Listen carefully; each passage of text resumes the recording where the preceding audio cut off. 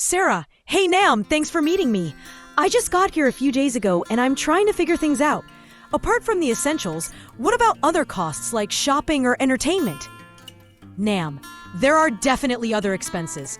HCNC has lots of shopping malls like Saigon Center, Takashimaya, Crescent Mall, SC Vivo City, Aeon Mall Tanfu, and Vincom Dongkoi. A movie ticket is around $4 to €5.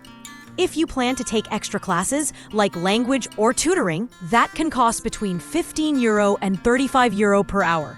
University tuition varies a lot.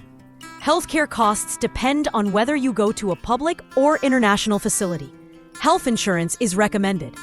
There are also costs for things like haircuts, gym memberships, etc. Sarah, it sounds like budgeting is really important here. Absolutely.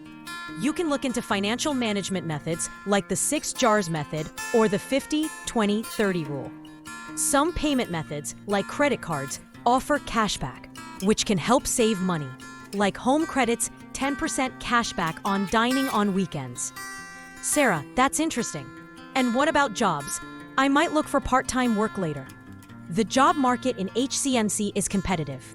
A report from 2017 mentioned an average ratio of 1 job seeker competing with 48 others, making it the most competitive city in Vietnam at that time. Sarah, wow, 1 in 48. That's a lot.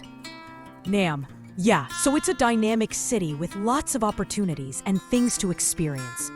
But you definitely need to manage your finances carefully and be aware of the traffic, potential flooding, and security aspects. Sarah, this has been incredibly helpful, Nam.